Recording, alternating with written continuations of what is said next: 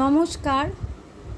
আলোর পথে এই আধ্যাত্মিক ও দিব্য জীবনের চর্চায় আমি শ্রীমতী লিলি বিশ্বাস আজ উপস্থিত হয়েছি। শ্রী শ্রী রামকৃষ্ণ কথামৃত পাঠ নিবেদন করব। সকল ভক্ত মণ্ডলীকে জানাই শ্রদ্ধা, অভিনন্দন, শুভেচ্ছা। প্রথমে ঠাকুরের প্রণাম মন্ত্র দিয়ে শুরু করছি। ওং স্থাপকায় চ ধর্মস্য সর্বধর্মস্বরূপিণে অবতার বরিষ্ঠায় রামকৃষ্ণায় তে নমো নমঃ। জয় ঠাকুর, জয় ঠাকুর, জয় ঠাকুর। শ্রী শ্রী রামকৃষ্ণ কথামৃত প্রথম ভাগ থেকে পাঠ করছি।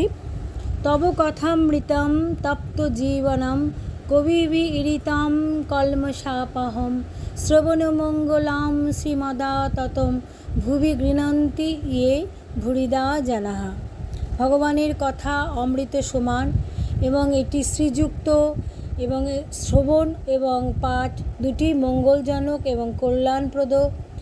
আকাশের ন্যায় পরিব্যাপ্ত এই শ্রী শ্রী রামকৃষ্ণ কথামৃত পাঠ আমাদের মনের সমস্ত কালিমা অজ্ঞানতা দূর করে এবং মুনি ঋষিগণ এর ভূয়সী প্রশংসা করে থাকেন। সর্বভূতস্থ আত্মানাম সর্বভূতানি চ আত্মনি ঈক্ষতে যোগযুক্তাত্মা সর্বত্র সমদর্শনঃ। এটি গীতা শ্লোক 6ষ্ঠ অধ্যায় 29 নামক শ্লোকের একটি শ্লোক পাঠ করলাম। মাস্টার তখন বরাহনগরে ভগিনীর বাড়িতে ছিলেন। ঠাকুর শ্রী রামকৃষ্ণকে দর্শন করা অবধি সর্বক্ষণ তাঁরই চিন্তা। সর্বদাই যেন সেই আনন্দময় মূর্তি তিনি দেখছেন, তার সেই অমৃতময়ী কথা শুনিতেছেন।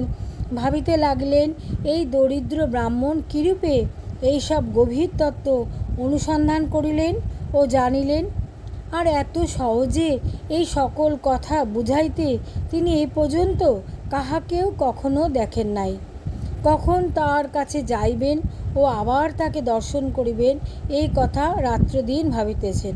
অর্থাৎ মাস্টারমশাই ঠাকুরের কথা, ঠাকুরকে দর্শন করে তার কথা শুনে তিনি সর্বদাই চিন্তা করতেন ঠাকুরের কথা, কখন তিনি আবার দক্ষিণেশ্বরে যাবেন, তাকে দর্শন করবেন, তার অমৃত কথা শুনবেন।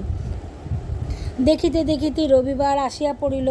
বরাহনগরের নেপালবাবুর সঙ্গে বেলা 3টে-4টের সময় তিনি দক্ষিণেশ্বরের বাগানে আসিয়া পৌঁছিলেন। দেখিলেন সেই পূর্ব পরিচিত ঘরের মধ্যে ঠাকুর শ্রী রামকৃষ্ণ ছোট তক্তপোষের উপর বসিয়া আছেন। ঘরে এক ঘর লোক। রবিবারে অবসর হইয়াছে, তাই ভক্তরা দর্শন করিতে আসিয়াছেন। এখনও মাস্টারের সঙ্গে কাহারও আলাপ হয় নাই। তিনি সভামধ্যে এক পার্শ্বে আসন গ্রহণ করিলেন। দেখিলেন ভক্ত সঙ্গে সহাস্য বদনে ঠাকুর কথা কইতেছেন। একটি ঊনবিংশতি বর্ষ বয়স্ক ছোকরাকে উদ্দেশ্য করিয়া ও তাহার দিকে তাকাইয়া ঠাকুর যেন কত আনন্দিত হইয়া অনেক কথা বলিতেছেন। ছেলেটির নাম নরেন্দ্র, কলেজে পড়েন ও সাধারণ ব্রাহ্ম সমাজে যাতায়াত করেন। কথাগুলি তার তেজও পরিপূর্ণ, চক্ষু দুটি উজ্জ্বল, ভক্তের চেহারা। মাস্টার অনুমানে বুঝিলেন যে কথাটি বিষয় আসক্ত সংসারী ব্যক্তি সম্বন্ধে হইতেছিল, যারা কেবল ঈশ্বর করে, ধর্ম কর্ম করে, তাদের এই সকল ব্যক্তিরা নিন্দা করে। আর সংসারে কত দুষ্ট লোক আছে, তাদের সঙ্গে কিরূপ ব্যবহার করা উচিত, এসব কথা হইতেছে। শ্রীরামকৃষ্ণ নরেন্দ্রের প্রতি, নরেন্দ্র, তুই কি বলিস? সংসারী লোকেরা কত কি বলে, কিন্তু দেখ, হাতি যখন চলে যায়, পিছনে কত জানোয়ার কত রকম চিৎকার করে, কিন্তু হাতি ফিরেও চায় না। তোকে যদি কেউ নিন্দা করে, তুই কি মনে করবি? নরেন্দ্র, আমি মনে করব কুকুর ঘেউ ঘেউ করছে। শ্রীরামকৃষ্ণ সহাস্যে, না রে, অত দূর নয়। সকলে হেসে উঠলেন। ঈশ্বর সর্বভূতে আছেন, তবে ভালো লোকের সঙ্গে মাখামাখি করা চলে, মন্দ লোকের কাছ থেকে তফাতে থাকতে হয়। বাঘের ভিতরেও নারায়ণ আছে, তা বলে বাঘকে আলিঙ্গন করা চলে না। সকলেই হেসে উঠলেন। যদি বলো বাঘ তো নারায়ণ, তবে কেন পালাবো? তার উত্তরে যারা বলছে পালিয়ে এসো, তারাও তো নারায়ণ, তাদের কথা শুনি না কেন?